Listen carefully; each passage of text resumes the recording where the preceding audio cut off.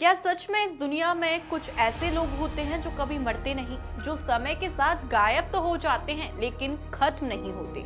जरा सोचिए, अगर कोई व्यक्ति महाभारत के समय से आज तक जीवित हो, अगर किसी ने भगवान राम को अपनी आंखों से देखा हो और वो जो आज भी इस पृथ्वी पर कहीं ना कहीं मौजूद हो। ये सिर्फ एक कहानी नहीं है, ये एक ऐसा रहस्य है जिस पर सदियों से विश्वास किया जा रहा है।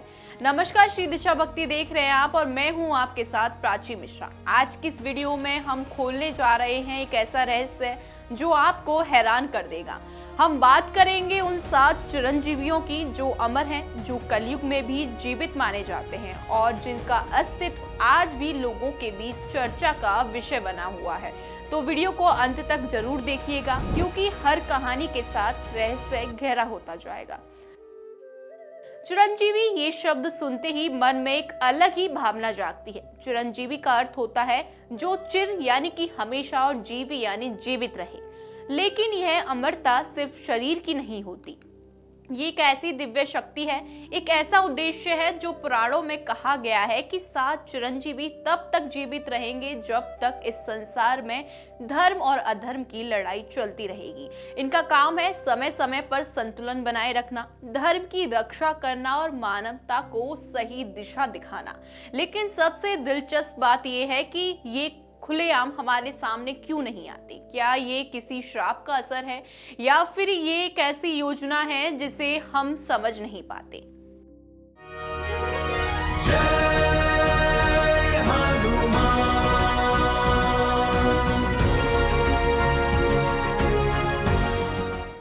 सबसे पहले बात करेंगे हम सबसे पहले चिरंजीवी की, भगवान हनुमान की।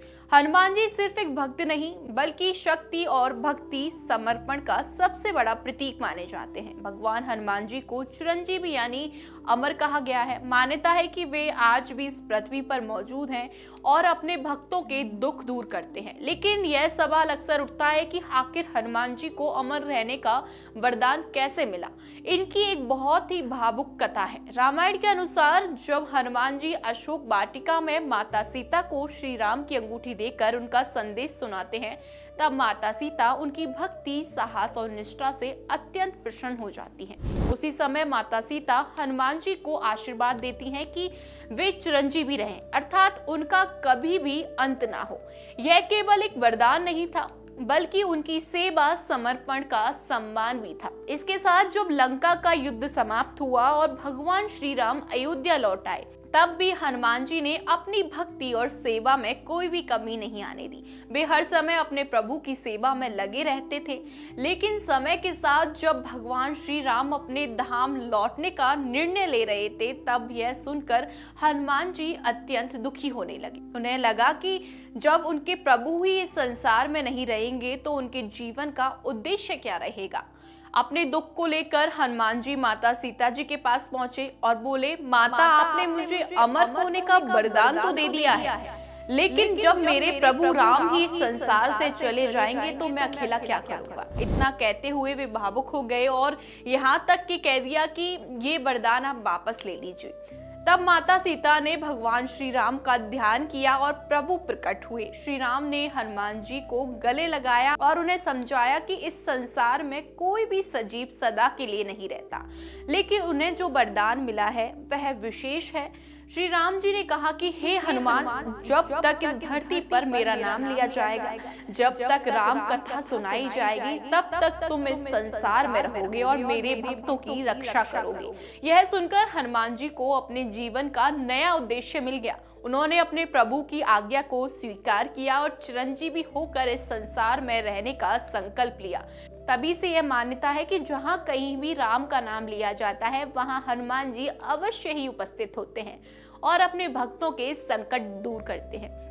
इस कथा से हमें यह सीख मिलती है कि सच्ची भक्ति और निस्वार्थ सेवा कभी व्यर्थ नहीं होती। हनुमान जी केवल शक्ति और साहस के प्रतीक नहीं हैं, बल्कि वे समर्पण, विनम्रता और अटूट श्रद्धा के भी आदर्श हैं। और शायद यही कारण है कि वे आज भी हर युग में अपने भक्तों के साथ बने रहते हैं।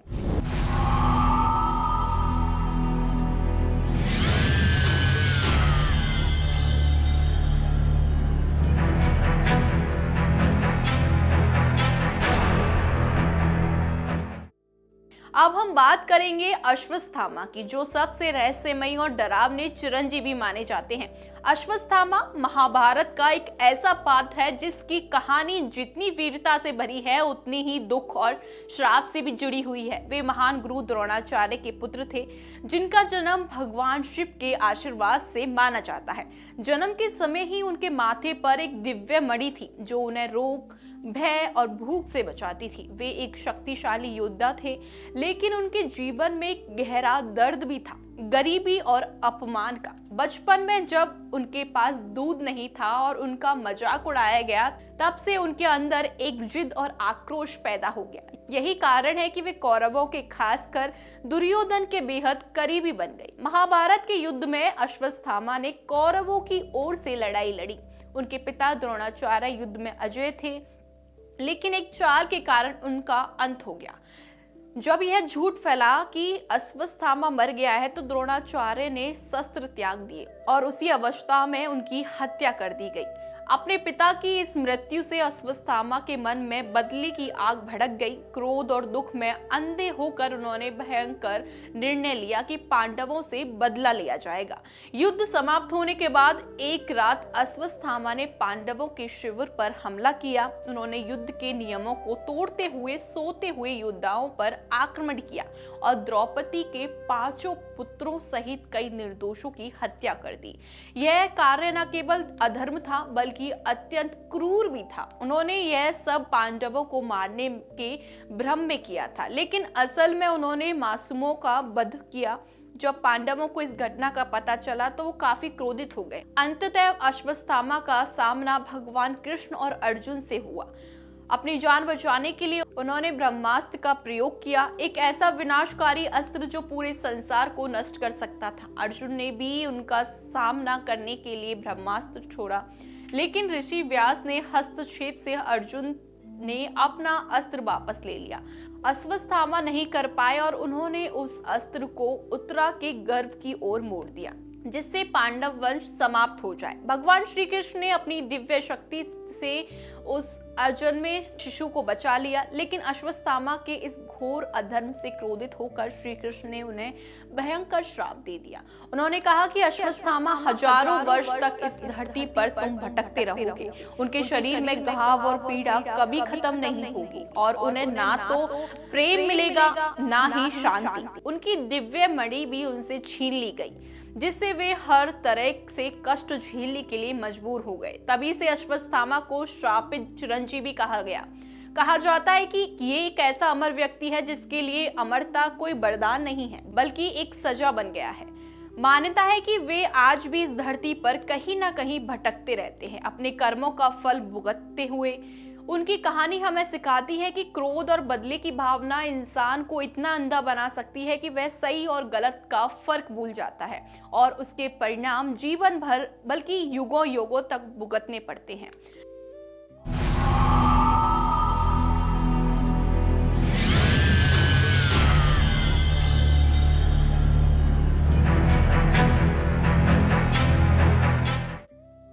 अब हम बात करेंगे तीसरे चिरंजीवी की, यानी कि भगवान परशुराम की। एक ऐसा नाम जो शक्ति और क्रोध दोनों का प्रतीक माना जाता है। भगवान परशुराम हिंदू धर्म के उन महान योद्धाओं में से एक हैं जिन्हें चिरंजीवी यानी कि अमर माना जाता है। वे भगवान विष्णु के छठे अवतार माने जाते हैं, जिनका जन्म धरती पर अधर्म और अन्याय को समाप्त करने के लिए हुआ था। उनका जीवन केवल शक्ति और युद्ध का प्रतीक नहीं था, बल्कि तपस्या, गुरु भक्ति और धर्म की रक्षा का भी उदाहरण माना जाता है। मान्यता है कि वे आज भी इस धरती पर जीवित हैं और सही समय आने पर फिर से प्रकट होंगे।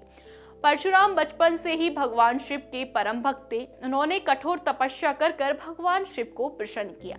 उनकी भक्ति से खुश होकर भगवान शिव ने उन्हें एक दिव्य अस्त्र यानी कि फरसा प्रदान किया गया था। इसी कारण उनका नाम परशुराम पड़ा।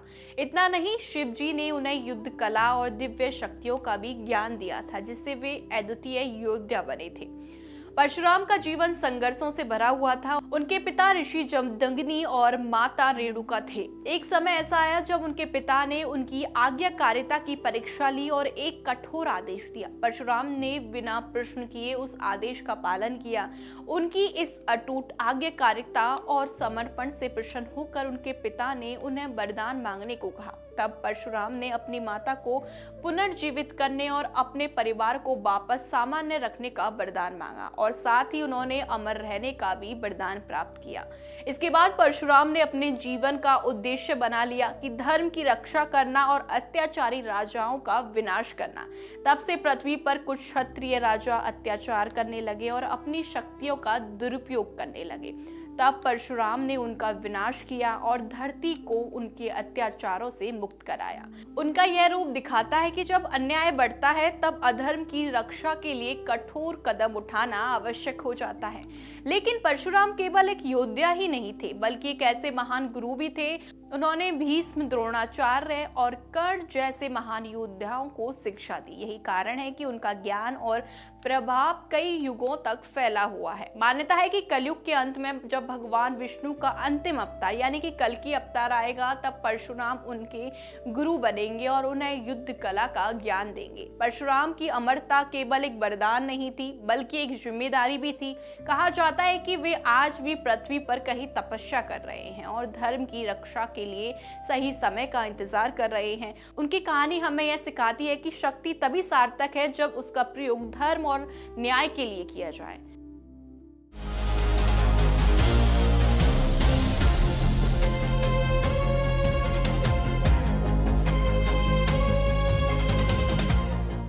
अब हम बात करते हैं अगले चिरंजीवी की यानी कि विभीषण की।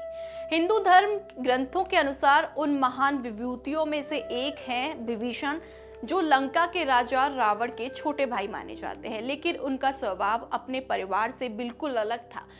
जहां रावण अहंकार और अधर्म का प्रतीक थे, वहीं विभीषण धर्म, सत्य और भक्ति के मार्ग पर चलने वाले थे। उनकी कहानी हमें यह समझाती है कि सही का साथ देने के लिए कभी कभी अपने परिवार के खिलाफ खड़ा होना पड़ता है। विभीषण बचपन से ही भगवान विष्णु के परम भक्त थे। उन्हें अपने भाई रावण और कुंभकर्ण के साथ मिलकर कठोर तपस्या की थी ताकि ब्रह्मा जी से वरदान प्राप्त कर सके। लेकिन जहां रावण ने अपार शक्ति और अमरता की इच्छा जताई, वहीं विभीषण ने कुछ अलग मांगा। उन्होंने ब्रह्मा जी से प्रार्थना की कि उनका मन हमेशा धर्म, भगवान की भक्ति में स्थिर रहे। उनकी सात्विक सोच और निर्मल भावना से प्रसन्न होकर ब्रह्मा जी ने न केवल उन्हें वरदान दिया, बल्कि उन्हें चिरंजीवी होने का भी आशीर्वाद प्रदान किया। समय बीतता गया और जब रावण ने माता सीता का हरण किया, तब लंका में अधर्म की चरम सीमा दिखाई देने लगी। विभीषण ने कई बार रावण को समझाने की कोशिश की कि वे माता सीता को श्री राम को लौटा दें और इस विनाशकारी युद्ध से बचे। लेकिन रावण अपने अहंकार में इतना अंधा हो चुका था कि उसने विभीषण की एक नहीं सुनी। जब विभीषण ने बार बार धर्म का साथ देने की बात की, तो रावण ने उन्हें अपमानित कर लंका से निकाल दिया। इसके बाद विभीषण ने एक कठिन लेकिन सही निर्णय लिया। उन्होंने श्री राम की शरण ग्रहण की। यह निर्णय आसान नहीं था, क्योंकि इसका मतलब था अपने ही भाई और अपने ही राज्य के खिलाफ खड़ा होना। लेकिन विभीषण ने धर्म को चुना, ना कि रिश्तों को। भगवान श्री राम ने उनकी सच्चाई और भक्ति को पहचान लिया और उन्हें अपने साथ स्वीकार किया। यह घटना हमें सिखाती है कि सच्चे मन से जो व्यक्ति धर्म का साथ देता है, भगवान स्वयं उसकी रक्षा करते हैं। जब लंका का युद्ध हुआ तो अंततः रावण का वध हुआ। तब भगवान श्री राम ने विभीषण को लंका का राजा बनाया।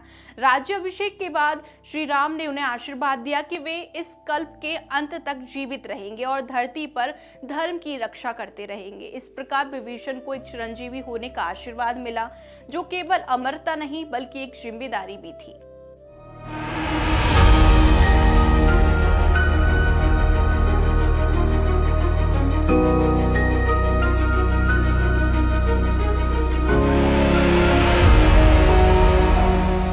महाभारत के विशाल इतिहास में कई महान योद्धा और गुरु हुए, लेकिन कृपाचार्य का स्थान बिल्कुल अलग और विशेष था।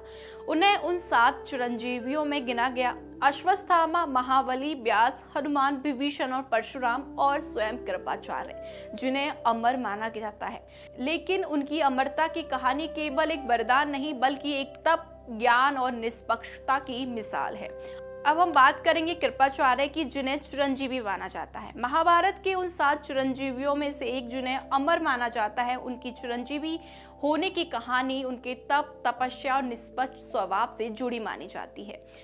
कृपाचार्य का जन्म भी एक अद्भुत घटना से ही जुड़ा हुआ है। उनके पिता ऋषि शरधान महान तपस्वी थे, जिनकी तपस्या को भंग करने के लिए इंद्र ने एक अप्सरा को भेजा।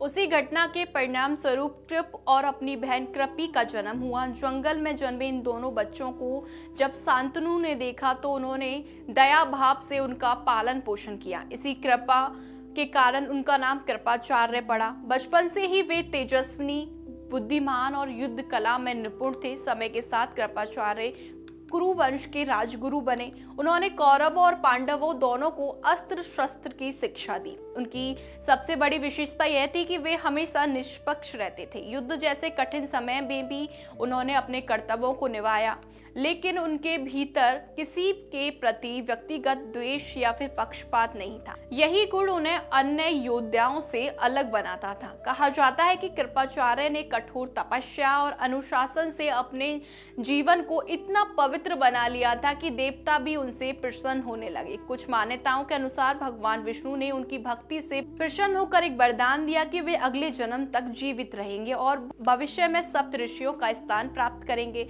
इस प्रकार उनकी अमरता केवल जीवन का विस्तार नहीं बल्कि एक दिव्य उद्देश्य से भी जुड़ी मानी जाती है। महाभारत का भयंकर युद्ध समाप्त होने के बाद कृपाचार्य जीवित बचे। कुछ महान व्यक्तियों में से एक माने गए। जब सब कुछ नष्ट हो चुका था तब भी उन्होंने अपना कर्तव्य नहीं छोड़ा। उन्होंने आगे चलकर परीक्षित को शिक्षा दी और उन्हें एक योग्य राजा बनाने का मार्गदर्शन दिया। यह दर्शाता है कि उनका जीवन केवल युद्ध तक सीमित नहीं था बल्कि ज्ञान और अधर्म के प्रसार के लिए भी समर्पित था।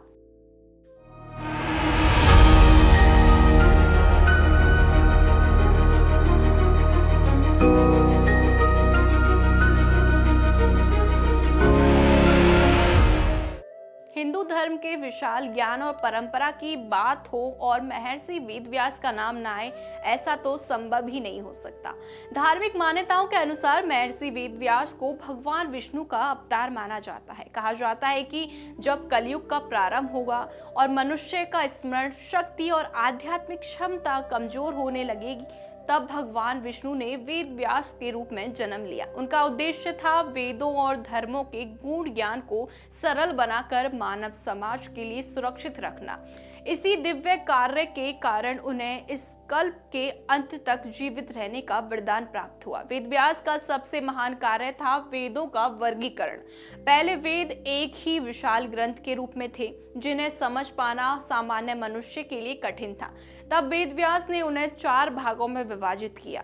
इस अद्भुत कार्य के कारण ही उन्हें वेद व्यास कहा गया। इसका अर्थ है वेदों को विभाजित करने वाला व्यक्ति।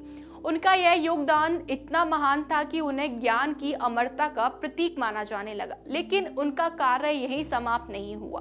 वेद व्यास ने महाभारत जैसे विशाल और गूढ़ महाकाव्य की रचना की, जिसमें जीवन, धर्म, कर्म और सत्य के गहरे रहस्य छिपे हुए हैं।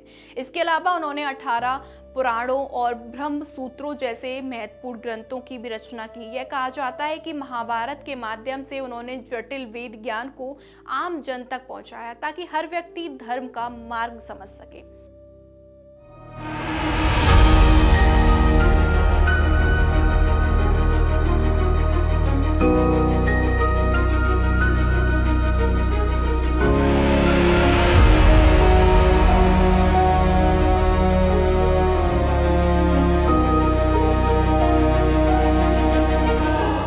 हिंदू धर्म की पौराणिक कथाओं में राजा बलि का नाम एक ऐसे महान राजा के रूप में लिया जाता है जो शक्ति, न्याय और दान वीरता का प्रतीक होते हैं। वे असुरराज विरोचन के पुत्र और महान भक्त प्रहलाद के पौत्र थे। अपने पराक्रम और नीति के बल पर उन्होंने तीनों लोकों पृथ्वी, स्वर्ग और पाताल पर अधिकार प्राप्त कर लिया।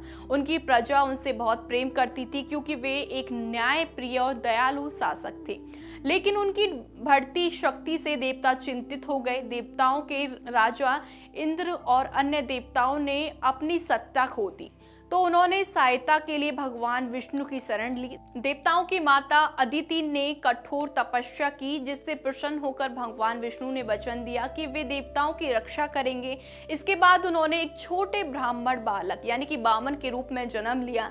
यह अवतार केवल शक्ति का नहीं बल्कि बुद्धि और धर्म का प्रतीक था। एक दिन जब राजा बलि एक विशाल यज्ञ कर रहे थे, तब वामन देव वहां पहुंचे। उनका तेज और आभा देखकर सभी चकित रह गए। वामन ने राजा बलि से दान में केवल 3 पग भूमि मांगी। यह सुनकर बलि मुस्कुराए, क्योंकि उनके लिए यह एक छोटा सा दान था। लेकिन उनके गुरु शुक्राचार्य ने तुरंत चेतावनी दी कि यह कोई साधारण बालक नहीं है बल्कि स्वयं भगवान विष्णु है।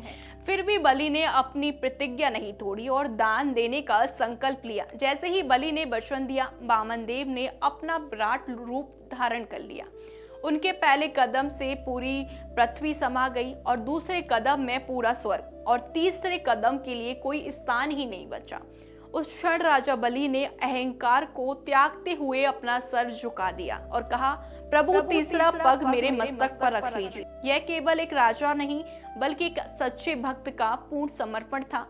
राजा बलि की इस अद्भुत भक्ति और दानवीरता को देखकर भगवान विष्णु अत्यंत प्रसन्न हुए। उन्होंने बलि को पाताल लोक का राजा बना दिया और साथ ही उन्हें चिरंजीवी होने का वरदान दिया। यह अमरता केवल जीवन का विस्तार नहीं बल्कि उनकी भक्ति और त्याग का सम्मान थी। इसके अलावा बलि ने एक और वरदान मांगा कि वे हर वर्ष अपनी प्रजा से मिलने पृथ्वी पर आ सकेंगे। भगवान ने उनकी यह इच्छा भी पूरी की। आज भी ये मान्यता है कि ओणम के पावन अवसर पर राजा बलि अपनी प्रजा से मिलने पृथ्वी लोक पर आते हैं। खासकर केरल में इस पर्व को बड़े उत्साह से मनाया जाता है। यह केवल एक त्योहार नहीं बल्कि एक ऐसे राजा की याद दिलाता है जिसने अपने वचन, धर्म और समर्पण के लिए सब कुछ त्याग दिया। तो ये थे वो 7 चिरंजीवी जिनकी कहानियां सिर्फ पुराणों तक सीमित नहीं है बल्कि आज भी लोगों की आस्था, विश्वास और जिज्ञासा का हिस्सा बनी हुई है। लेकिन सवाल आज भी वही है कि क्या ये सच में आज भी धरती पर मौजूद है या ये सिर्फ अंधविश्वास है उन शक्तियों के लिए जो कभी खत्म नहीं होती। शायद चिरंजीवी होने का अर्थ केवल हमेशा जीवित रहना नहीं है बल्कि अपने कर्मों, अपने उद्देश्यों और अपने प्रभाव के जरिए युगों युगों तक लोगों के दिलों में जीवित रहना है। हनुमान जी हमें सिखाते हैं भक्ति, समर्पण। अश्वत्थामा याद दिलाते हैं कि क्रोध का अंत हमेशा विनाश होता है। परशुराम बताते हैं कि शक्ति का सही प्रयोग ही धर्म होता है। विभीषण दिखाते हैं कि सच के लिए अपने ही खिलाफ खड़ा होना पड़ सकता है। वेद व्यास हमें ज्ञान का महत्व समझाते हैं और राजा बलि सिखाते हैं त्याग और वचन की ताकत। हो सकता है कि ये चिरंजीवी हमारे बीच हमें दिखाई ना दे, लेकिन उनके विचार, उनके आदर्श और उनकी कहानियां आज भी हर इंसान में जीवित हैं जो धर्म, सत्य और मानवता के रास्ते पर चलता है।